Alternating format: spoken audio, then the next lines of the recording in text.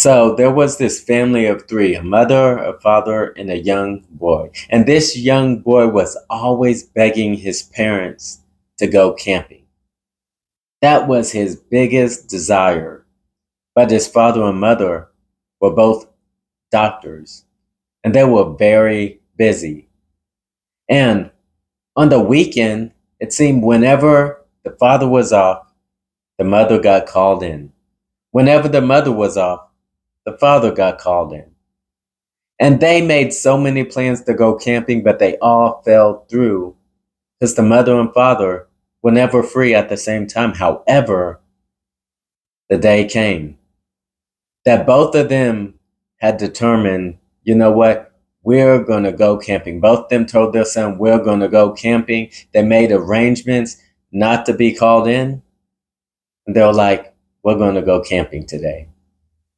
So the mother, the night before the camping trip, prepared everything beforehand, prepared all the food. It's going to be a great time. So the next day comes, they get everything, they throw it in the car, they get in the car, they drive to the camping site, they unload the car, but when they open the food, it's ruined.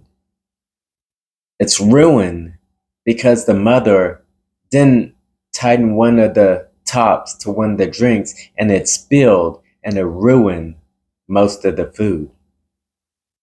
See, a lot of times we make preparations, but our preparations are ruined. However, that's not how it is with God, and that's what I want to discuss today.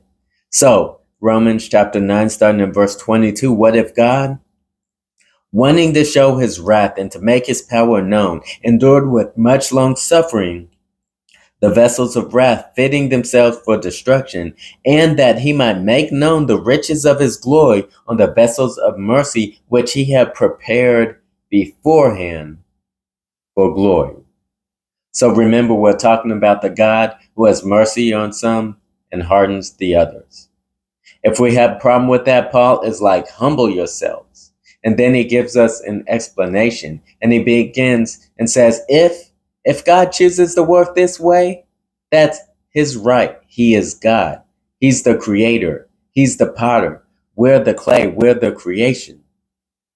So how does God choose to work? Well, he says, well, God, the one that shows his wrath and power, he endures with much long suffering vessels of wrath, fitting themselves or preparing themselves for destruction. And we already saw, we all come into this world as vessels of wrath, fitting or preparing ourselves for destruction.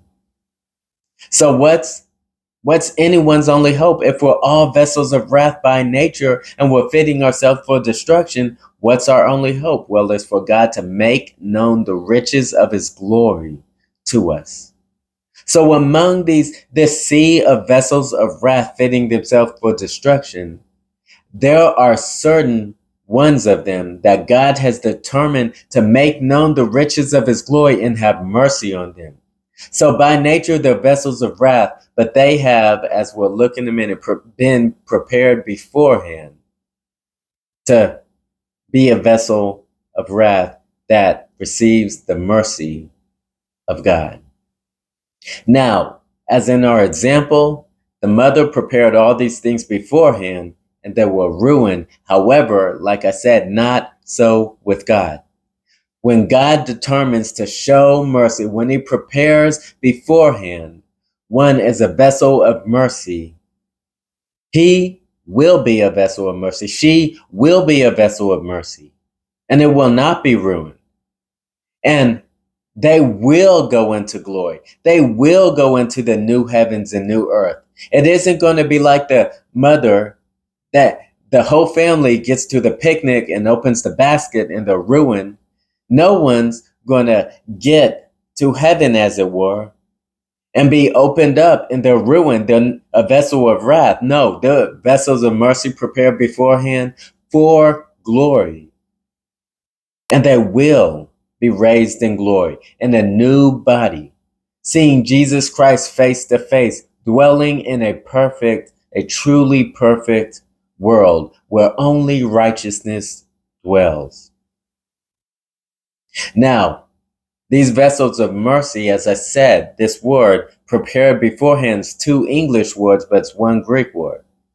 Now, remember with the vessels of wrath, it says prepared. In some translations, it says prepared. Some says fitted. But it is a different word concerning the vessels of wrath and the vessels of mercy. The one concerning the vessels of wrath means that they are made fit for a certain use, like the disciples mending their nets or making their nets fit for fishing. They're made use or made fit for a certain use. However, the word that is used concerning the vessels of mercy is a word that means God went before the foundations of the earth and all eternity past, and he prepared them to be vessels of mercy.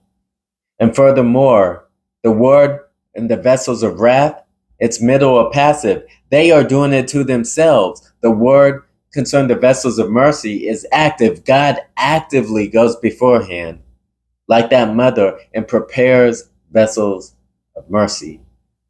And every one of those prepared as vessels of mercy will go into glory, will go into the new heavens and new earth, will be raised in a new body, incorruptible body, like the body of Christ that he was raised from the dead in. They will see Jesus face to face and dwell for all eternity in a perfect world with all of the saints for all ages to come, as God makes known to them the riches of his glory and his grace and kindness toward them. Now, you're like, okay, that's great, Ivan. But what if I'm not a vessel of mercy? What if I'm a vessel of wrath? I wasn't one of those prepared beforehand for glory. What's that mean for me? I mean, that means God didn't come for me. Jesus didn't come for me. He came for those vessels of mercy, but not for me. Ivan, how does that help me out? Am I just doomed as a vessel of wrath, fitting myself for destruction, and I can do nothing about it? Because Jesus didn't come for me. He came for the vessels of mercy, but I'm not one. Listen, there's a story in our Bibles. You can read it. It's about this Gentile woman, a woman who is not of the Jewish nation. And she comes to Jesus. And she's crying out after Jesus. She's crying out. She wants mercy for a demon to be cast out of her child. So he's crying out to Jesus. Jesus keeps walking. And then Jesus stops and says to her, I did not come except for the lost sheep of the house of Israel. In other words, Jesus like, I came for the Jews.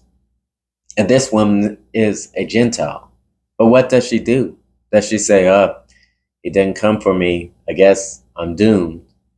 Or in the context we're looking here, I guess I'm a vessel of wrath. He didn't come for me. I'm not a vessel of mercy. Is that what she did? No. What does she do? She keeps going after Jesus, keeps crying out. And even the disciples get annoyed. And then what does Jesus say? He says, it is not good to take the children's bread and give it to the dogs. In other words, the bread that I have brought is for the Jews. That's my mission. But she comes, she's like, she could have been offended, but she's like, look, let some of the crumbs from that bread fall to me. And guess what? Jesus has mercy on her and meets her need. Jesus basically said, I didn't come for you. Now, eventually, the gospel goes to the Gentiles as well. But when Jesus came, it was to the Jew first. And Jesus was like, I didn't come for you, basically. And she was like, well, I'm going to still go after you so I can receive my blessing. So you can have mercy on me. So you can cast out the demon. And we must do the same thing. Are you to say, I'm not a vessel of mercy? Well, first of all, you don't know the mind of God. Go to him. Even if Jesus was to say, I didn't come for you, keep going after him, and he will have mercy on you. And you will only prove yourself to be a vessel of mercy, which God has prepared beforehand for glory.